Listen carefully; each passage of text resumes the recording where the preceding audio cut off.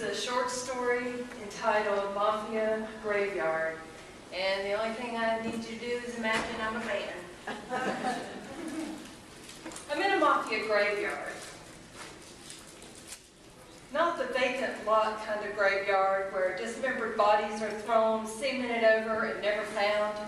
The kind where the bodies are memorialized with huge monuments and homages paid on anniversaries of their deaths and other special occasions. Tonight is one of those nights. I had planned to get out of here and head back to North Carolina before sunset, but finding my grandfather's bronze plaque in between massive gravestones in a 12-acre field proved to be more difficult than I imagined. This brings up the question of why my grandfather was planted here. He shares his grave with his second wife, not my grandmother, mind you, and her first husband, stacked right on top of each other like dominoes. Yes, there he was, sandwiched between the two of them for all eternity. I don't usually talk to the dead, but today I did for the very first time. "You poor bastard," I said out loud. I assume he was in this particular graveyard because of who they were, not because of who he was. As far as I knew, he was a tailor here in Chicago and had no shady friends with street names like Kool-Aid, G.I. Man, or Pinky the Panther. I decided to respectfully lift the plaque that was so sunken into the ground, it looked as if it had been pulled in from underneath, as tight as a cork in a bottle. It was as if Gramps made a lame attempt to hide his humiliation.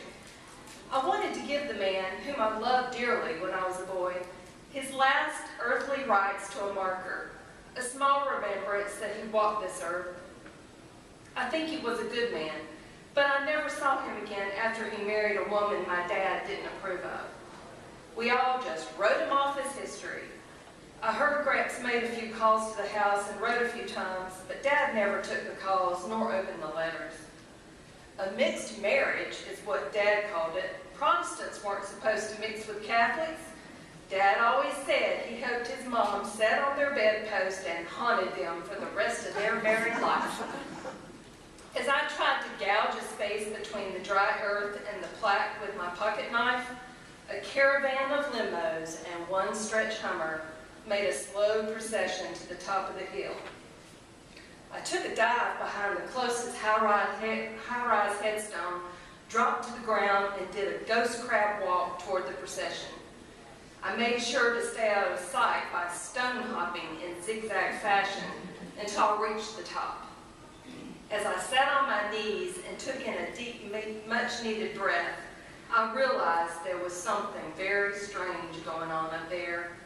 No one gets buried after sundown. This was no funeral. I watched the sun slip away and transform into a running mixture of vibrant orange and yellow. As if on cue with the setting sun, all the doors opened simultaneously and men in black suits got out of the limos. The Hummer doors remained closed. The remaining light managed to dance and shimmer on their Italian suits. I would absolutely die to own one of those, I thought. Then I realized that was the wrong thing to be thinking at a time like this. There was a guy wearing sunglasses who must have had lots of practice speaking to the dead because he seemed very comfortable with it. "Josephine!" he called out as if she were deaf, not dead. "We've got them. It took us 20 years, but we've got them. All 427 bricks. Just for you. Happy birthday." At that moment, every suited member began carrying bricks and lining them up behind Josephine's headstone. Two gentlemen dressed in garage-type jumpsuits started building a wall with some pre-mixed cement. I tried to see if the names on their jumpsuits were Kool-Aid, G.I. Man, or Pinky the Panther, but I didn't dare get too close. As the last brick was laid, the Hummer door opened and a cloud of smoke rolled into the dusky sky. I heard two loud pops, which I took to be machine gun fire.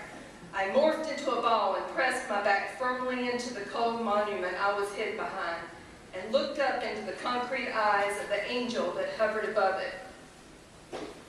She would probably be the last thing on earth my eyes saw before meeting my maker.